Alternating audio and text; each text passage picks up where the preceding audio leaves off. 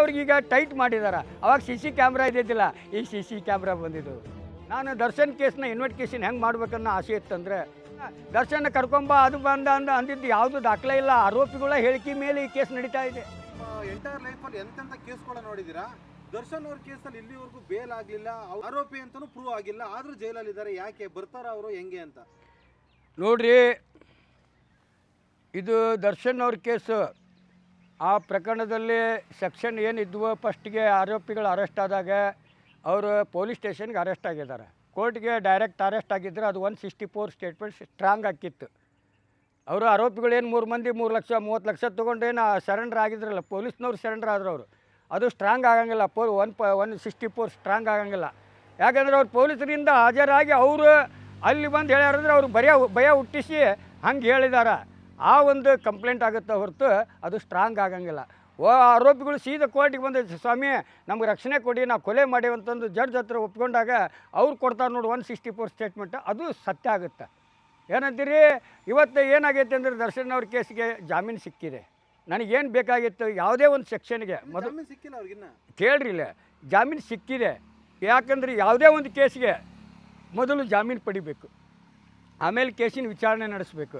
ಒಂದು ವೇಳೆ ಜಾಮೀನು ಪಡಿಲಿಲ್ಲ ಅಂದರೆ ಮುಂದಿನ ಕೋರ್ಟ್ನಲ್ಲಿ ಆ ಕೇಸ್ಗೆ ಜಾಮೀನು ಸಿಗಲ್ಲ ನಿನಗೆ.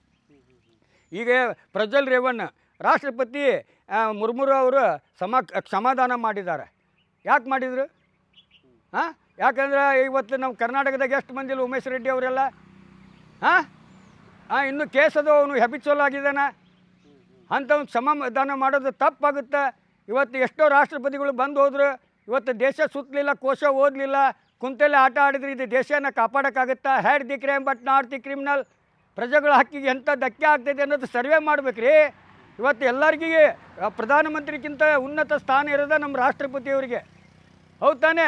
ಇವತ್ತು ಒಬ್ಬ ರಾಜ್ಯದ ಮುಖ್ಯಮಂತ್ರಿ ಯಾಕೆ ಅವಮಾನ ಮಾಡಿದ್ರು ಅನ್ನೋದ್ರ ಬಗ್ಗೆ ವಿಚಾರ ಮಾಡಬೇಕಾಗತ್ತೆ. ಏನಂತೀರಿ? ದರ್ಶನ್ ಅವ್ರು ಏನು ಮಾಡೋಂಗಿಲ್ಲ, ಏನಿಲ್ಲ. ಈಗ ಆ ಕೇಸ್ನಲ್ಲಿ ಸಾಕ್ಷಿ ನಡೀತಾವೆ 260 ಎಷ್ಟು ಚಿಲ್ಲರೆ ಸಾಕ್ಷಿಗಳದವು. ಅದು 3000 ಚಿಲ್ಲರೆ ಇದು ಐತಿ.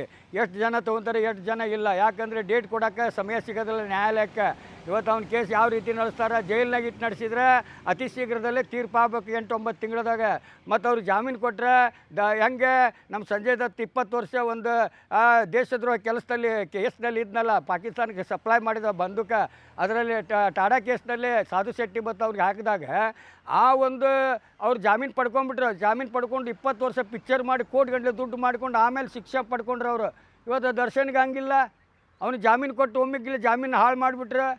ಯಾಕಂದ್ರೆ ಈಗ ಆ ಕೇಸ್ನಲ್ಲಿ ಸಾಕ್ಷಿ ಯಾವುದು ಹೇಳಲಿಲ್ಲ ಅಂದರೆ ಅದೇ ಲಾಯರ ಜಾಮೀನಿಗೆ ಅರ್ಜಿ ಹಾಕ್ಬೋದು. ಸ್ವಾಮಿ ನನ್ನ ಕಕ್ಷಿದಾರನಿಗೆ ಯಾವ ಸಾಕ್ಷಿನ ಪುರಾವೆಗಳು ಇಲ್ಲ ಅಂದ ಬಳಿಕ ಅವನಿಗೆ ಬೇಲ್ ಕೊಟ್ಟು ಈ ವಿಚಾರಣೆ ತೀರ್ಪು ನೀಡ್ರಿ ಅಂತ ಲಾಯರ್ ಅಪೀಲ್ ಹಾಕ್ಬೋದು, ಜಾಮೀನಿಗೆ ಅರ್ಜಿ ಹಾಕ್ಬೋದು. ಅಲ್ಲ, ಇಷ್ಟು ನಿಮಗೆ ಗೊತ್ತಿರೋ ಮಾಹಿತಿ ಅವ್ರ ಲಾಯರಿಗೆ ಗೊತ್ತಿಲ್ಲ. ಅವರು ಪೊಲೀಸ್ ಬರೆದಂಥ ಕೇಸ್ ಮೇಲೇನ ನಡೀತೈತೆ ಅವ್ರದ್ದು ತೀರ್ಪು.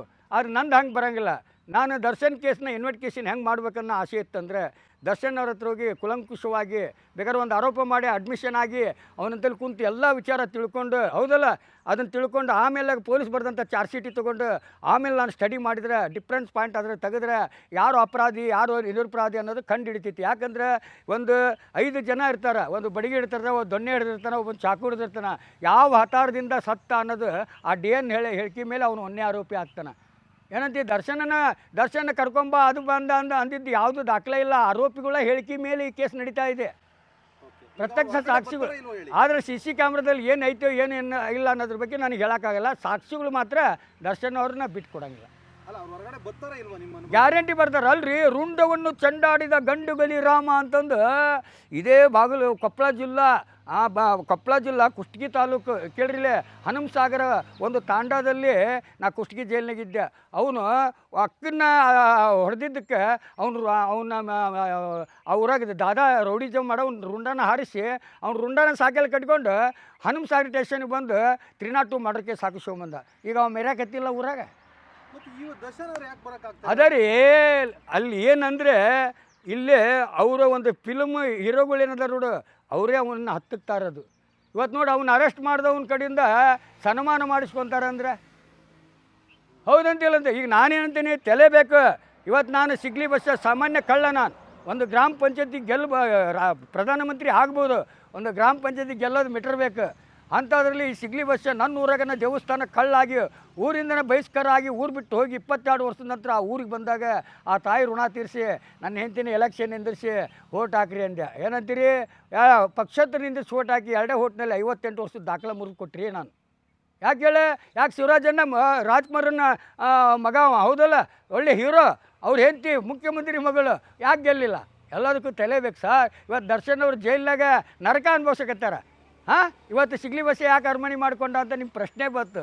ಅವಾಗ ಈ ದರ್ಶನ್ ಅವ್ರಿಗೆ ಈಗ ಟೈಟ್ ಮಾಡಿದಾರ. ಅವಾಗ CC ಕ್ಯಾಮ್ರಾ ಇದ್ದಿದ್ದಿಲ್ಲ, ಈ CC ಕ್ಯಾಮ್ರಾ ಬಂದಿದ್ದು. ಏನಂತೀರಿ? ಈಗ ಪೊಲೀಸ್ನವ್ರಿಗೆ ಕೆಲಸ ಇಲ್ಲ, CC ಕ್ಯಾಮ್ರಾ ಮೇಲೇ ಆರೋಪಿಗಳು ಹಿಡಿತಾರೆ, ಇಲ್ಲ ರಾಜಕಾರಣಿಗಳಿಂದ ಹೋಗ್ತಾರೆ. ಏನು ಮಾಡ್ತೀರಿ?